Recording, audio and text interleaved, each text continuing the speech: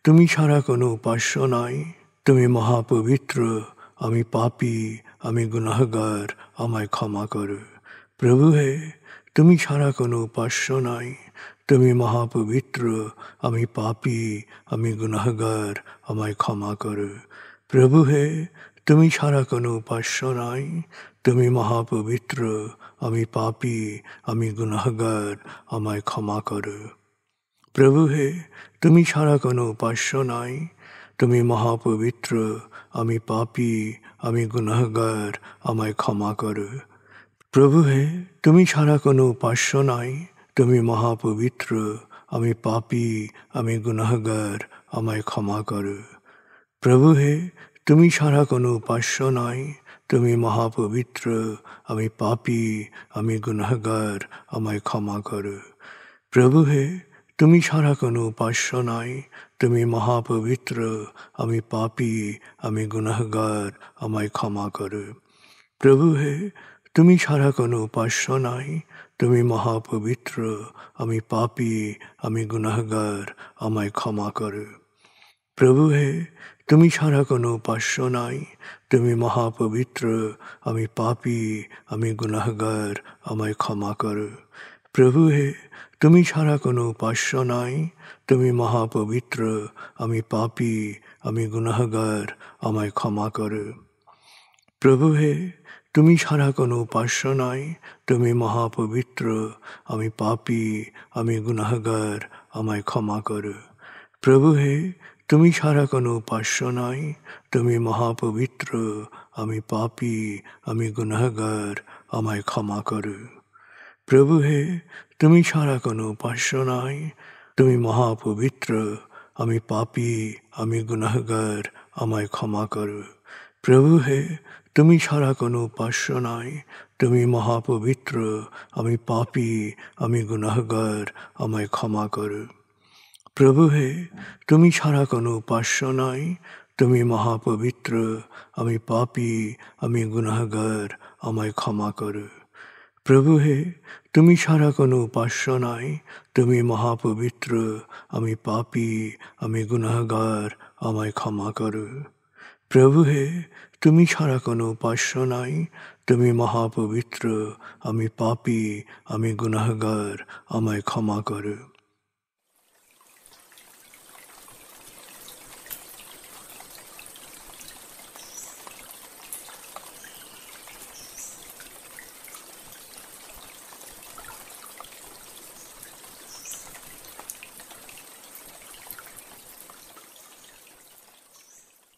এবার আমরা সূরা তাকবীর এর মর্মবাণীর অংশ বিশেষে ডুবে যাব।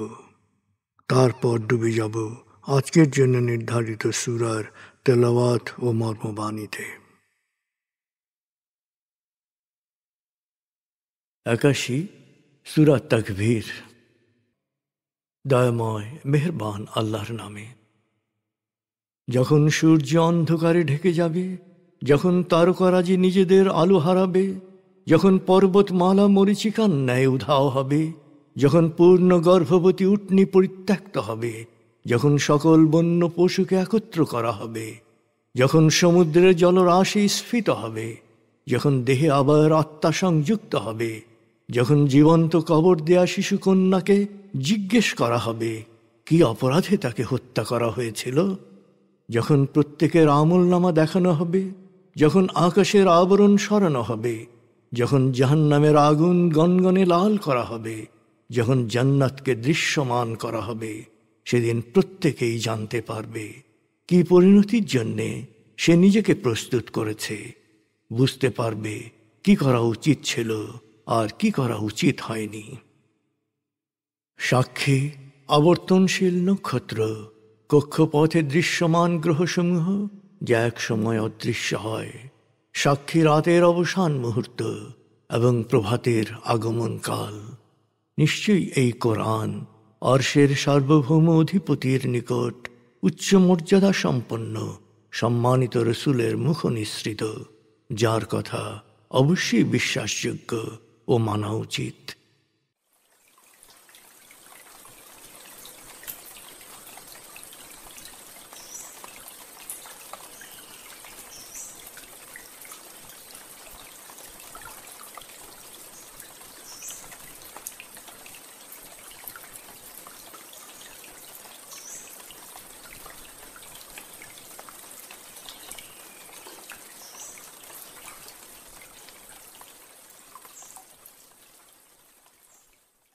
এবার আমরা সূরা জিলজাল ও সূরা মুনাফিকুন এর তেলাওয়াত ও মর্মবাণীর গভীরে ডুবে যাব। 99 সূরা জিলজাল, রুকু 1, আয়াত 8, মাদানী। বিসমিল্লাহির রহমানির রহিম। ইযা যুলজিলাতিল আরদু জিলজালাহা ওয়া আখরাজাতিল আরদু আথকালাহা ওয়া ক্বালাল ইনসানু মা লাহা ইয়াওমাইযিন তুহাদ্দিসু আখবারাহা বিআন্না রাব্বাকা আওহা লাহা يومئذ يصدر الناس أشتاتا ليروا أعمالهم فمن يعمل مثقال ذرة خيرا يره ومن يعمل مثقال ذرة شرا يره। দয়াময় মেহেরবান আল্লাহর নামে।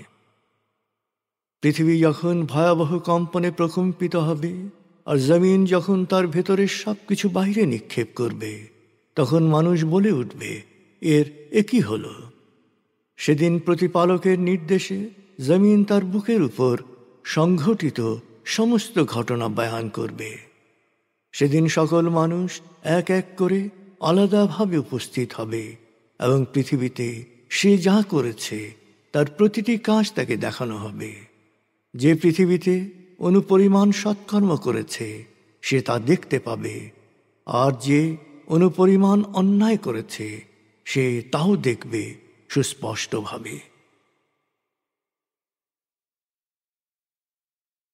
63 সূরা মুনাফিকুন, রুকু 2, আয়াত 11, মাদানী। বিসমিল্লাহির রহমানির রহিম। إذا جاءك المنافقون قالوا نشهد إنك لرسول الله والله يعلم إنك لرسوله والله يشهد إن المنافقين لكاذبون اتخذوا أيمانهم جنة فصدوا عن سبيل الله إنهم ساء ما كانوا يعملون ذلك بأنهم آمنوا ثم كفروا فطبع على قلوبهم فهم لا يفقهون وإذا رأيتهم تعجبك أجسامهم وإن يقولوا تسمع لقولهم كأنهم خشب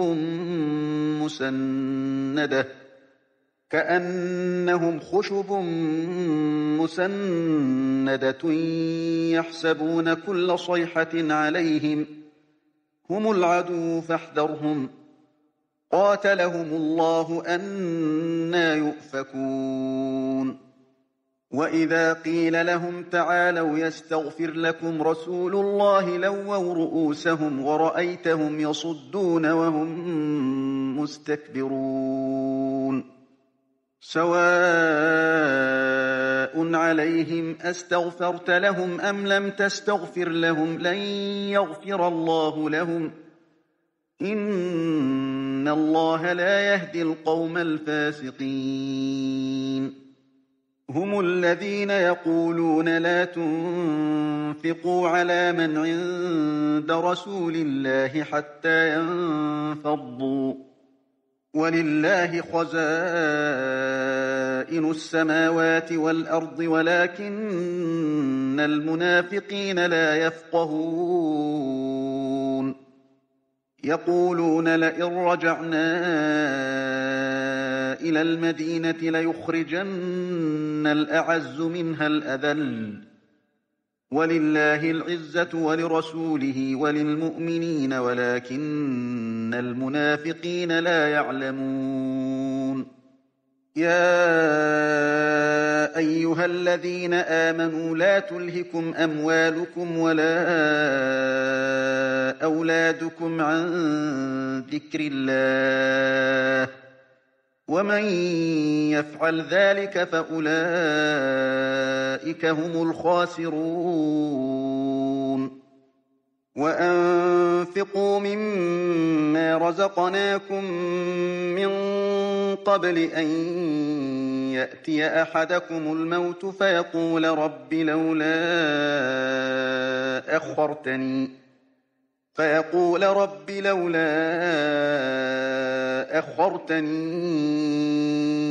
إلى أجل قريب فأصدق وأكن من الصالحين ولن يؤخر الله نفسا إذا جاء أجلها والله خبير بما تعملون দয়াময় মেহেরবান আল্লাহর নামে। হে নবী, মুনাফিকরা তোমার কাছে এসে বলে, আমরা সাক্ষ্য দিচ্ছি যে আপনি নিশ্চয়ই আল্লাহর রসূল। আল্লাহ জানেন যে তুমি নিশ্চয়ই তার রসূল, আর আল্লাহ সাক্ষ্য দিচ্ছেন যে এই মুনাফিকরা ঘোর মিথ্যাবাদী। ওরা ওদের শপথকে অপকর্মের বর্ম হিসেবে ব্যবহার করে এবং মানুষকে আল্লাহর পথ থেকে ফিরিয়ে দেয়। ওরা যা করছে তা অতি নিকৃষ্ট, কারণ ওরা মুখে বলে বিশ্বাসী, কিন্তু মনের গভীরে সত্যকে অস্বীকার করে। ফলে ওদের অন্তরে মোহর লেগে গেছে, আর তাই ওরা সত্য মিথ্যার পার্থক্য বুঝবে না। হে নবী, তুমি যখন ওদের দিকে তাকাও তখন ওদের দেহভঙ্গি তোমার কাছে প্রীতিকর মনে হয়। ওরা যখন বলে তুমি আগ্রহ ভরে ওদের কথা শোনো। তাদেরকে দেখে মনে হতে পারে যে তারা নিজেদের ব্যাপারে খুবই নিশ্চিত, যেন তারা দেয়ালে লাগানো কাঠের স্তম্ভের মতো। কিন্তু শোরগোল শুনলেই ওদের ভেতরে তোলপাড় শুরু হয়, মনে করে এসব ওদেরই বিরুদ্ধে। ওরাই আসল শত্রু। অতএব ওদের ব্যাপারে সতর্ক হও। আল্লাহ ওদের বিনাশ করুন, ওরা এই অভিশাপ পাওয়ার যোগ্য। ওদের মানসিকতা কত বিকৃত। যখন ওদেরকে বলা হয় তোমরা এসো, আল্লাহ রসূল তোমাদের জন্য ক্ষমা প্রার্থনা করবেন, তখন ওরা মুখ ফিরিয়ে নেয় এবং দম্ভ সহকারে আশা থেকে বিরত থাকে। হে নবী, তুমি ওদের জন্য প্রার্থনা করো বা না করো, সবই সমান। আল্লাহ ওদের ক্ষমা করবেন না, কারণ আল্লাহ দুরাচারীদের সৎ পথে পরিচালনা করেন না। ওরাই ওদের সহযোগীদের বলে, তোমরা আল্লাহ রসূলের সাথীদের জন্যে কিছুই ব্যয় করো না, তাহলে ওরা এমনিতেই কেটে পড়বে। আশ্চর্য! মহাবিশ্বের সকল ধন ভাণ্ডারের মালিক তো আল্লাহ, কিন্তু মুনাফিকরা এ সত্য বুঝতে পারে না। ওরা বলে, আমরা মদিনায় ফিরে গেলে প্রভাবশালীরা দুর্বলদের বের করে দেবে।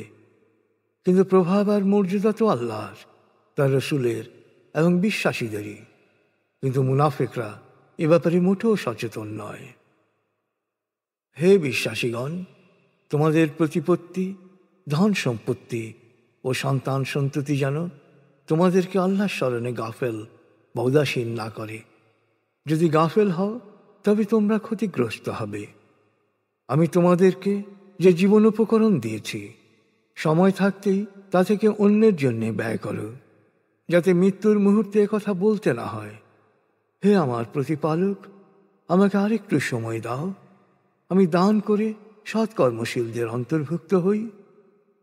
কিন্তু মৃত্যুর নির্ধারিত সময় উপস্থিত হলে আল্লাহ কাউকেই অবকাশ দেন না। তোমরা যা করো আল্লাহ তা ভালো করেই জানেন।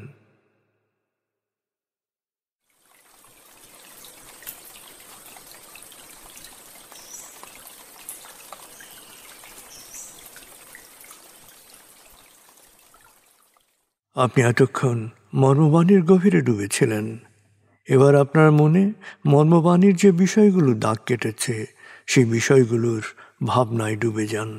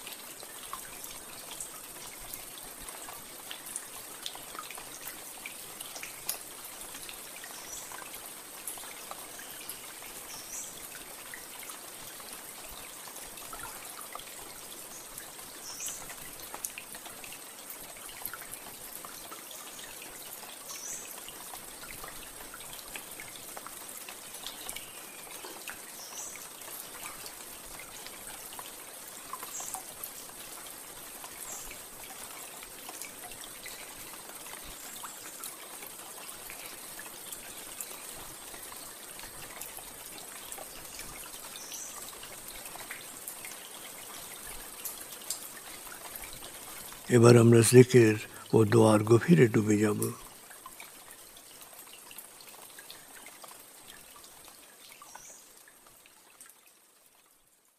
এবার হালকাভাবে চোখ বন্ধ করুন, লম্বা দম নিন, নাক দিয়ে দম নিন, আস্তে আস্তে মুখ দিয়ে দম ছাড়ুন। দম নেবেন পেটে, ছাড়বেন মুখ দিয়ে। দম নেওয়ার চেয়ে দম ছাড়তে সামান্য বেশি সময় নিন। দম নিতে নিতে ভাবুন প্রকৃতি থেকে আফুরন্ত প্রাণশক্তি শরীরে প্রবেশ করছে, আর দম ছাড়তে ছাড়তে ভাবুন শরীরের সকল দূষিত পদার্থ বাতাসের সাথে বেরিয়ে যাচ্ছে।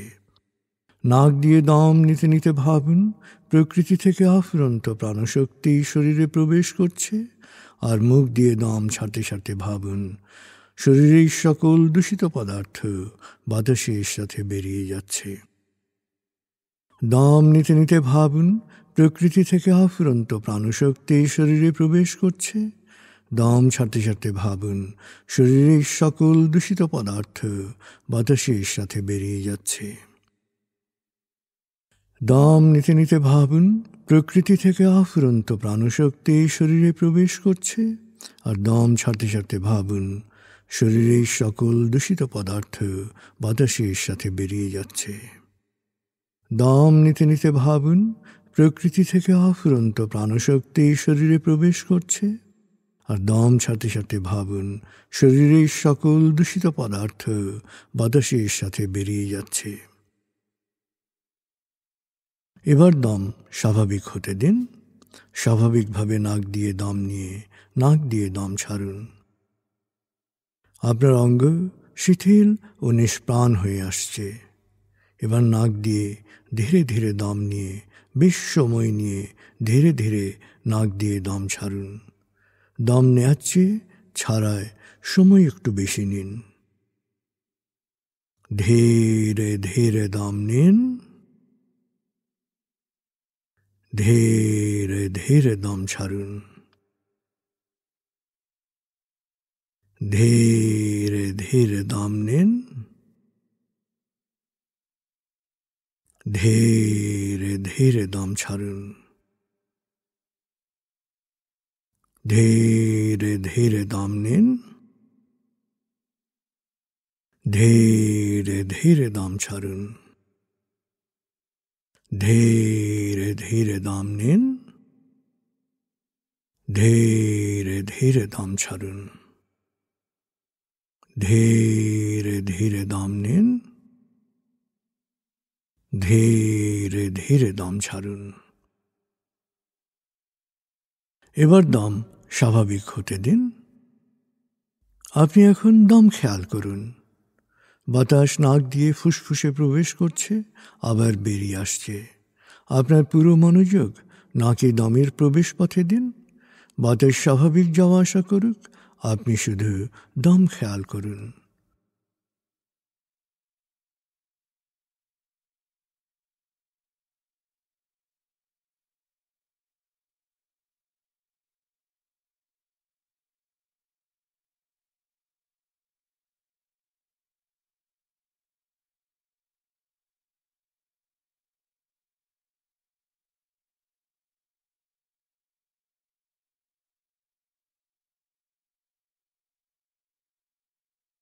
অনুভব করুন আপনার শরীর ভারী লাগতে শুরু করেছে। আরাম আরাম আরাম অনুভব করুন শিথিলতা স্রোতের মতো, বরফ গলা পানির মতো আপনার মাথা থেকে শরীর বেয়ে নিচের দিকে নেমে যাচ্ছে।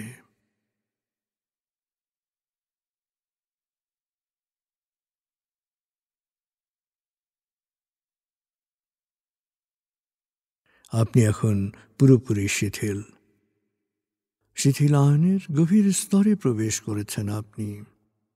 আপনার ব্রেন ওয়েভ বিটা স্তর থেকে নেমে গেছে আলফায়।